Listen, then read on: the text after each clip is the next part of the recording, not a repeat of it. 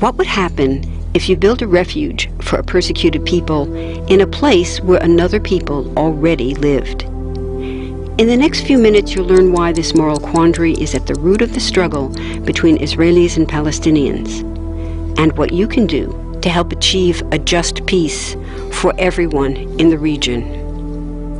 First, there are a couple of things it's helpful to understand. One, many Jews fled harsh persecution in anti-Semitic Europe, especially the Nazi Holocaust. Zionists encouraged massive immigration to historic Palestine, at that time a British colony, where Jews had an age-old connection and where small Jewish communities had long existed among larger groups of indigenous peoples. But when the UN offered the Jewish immigrants the majority of the land for a new state called Israel, for the indigenous Palestinians who lived there, it was a massive destruction of life.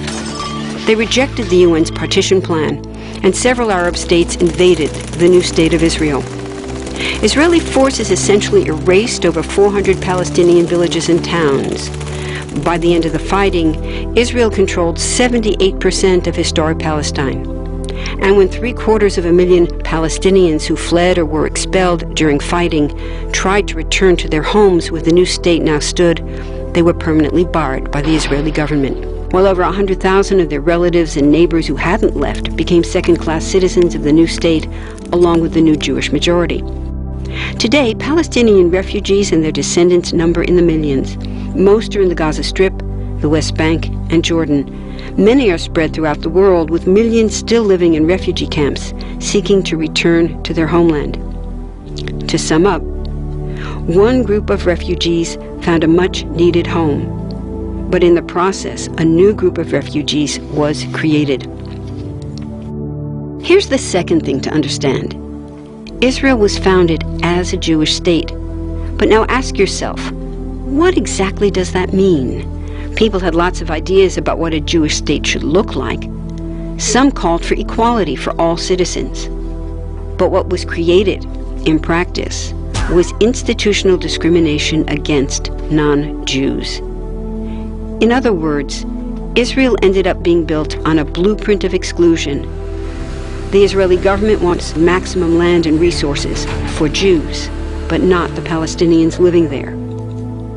That's why, inside Israel, Jews get special privileges, including rights to land and housing, that are denied to the Palestinian citizens, who make up 20% of Israel's population. That's also part of why Israel has never defined its borders. In fact, they still hold on to land, the West Bank and Gaza, that they conquered in the war in 1967. Since then, Israel has built Jewish settlements throughout the occupied West Bank, building Jewish-only cities and supplying them with infrastructure like roads and army camps, schools, and even a college. Military occupations are meant to be temporary, but after 40-plus years, this one looks permanent and entirely unjust. In the West Bank, Israeli Jewish settlers and Palestinians live on the same land, but must live under two completely separate and unequal systems of Israeli law. The Jewish settlers dominate the natural resources, including water and agricultural land, and they're backed by the Israeli army. To maintain the occupation, Israel has demolished thousands of Palestinian homes and orchards, confiscated Palestinian land, bombed a captive civilian population in Gaza, and punished resistance with raids, arrests, and assassinations, all to gain maximum land, while making life so difficult for Palestinians that they will either leave or be too afraid to resist. Palestinians have fought back. For decades, they tried to achieve national liberation through armed struggle. Some groups still do, but the majority now support popular protest instead. The deeply harmful pattern of control, repression, and violence profoundly harms Palestinians living under occupation and Israelis living as occupiers. This must be broken to reach a peaceful and secure future for both peoples. Now that you understand the problem, what about the solution? What about peace talks? So far, over 2 decades of U.S.-backed peace talks have actually made things worse by helping Israel continue the occupation. It's been years of talking while Israel massively expanded the Jewish settlements and literally redrew the map. Peace talks are good if they're real, but not when they're theater to cover a land grab. So now what? The current world superpower, the United States, has been a terrible friend, enabling Israel's destructive and self-destructive expansion onto Palestinian land by funding the Israeli military, the biggest recipient of U.S. foreign aid in the world.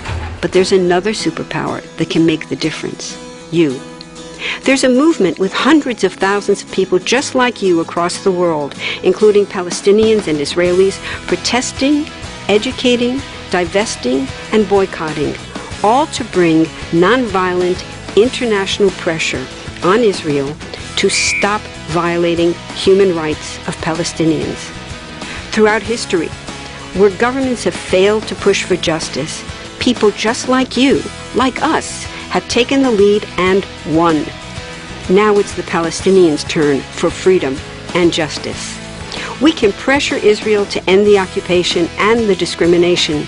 We want all people, Jews and Palestinians, to have equality, human rights, and democracy. We can change history. Join us.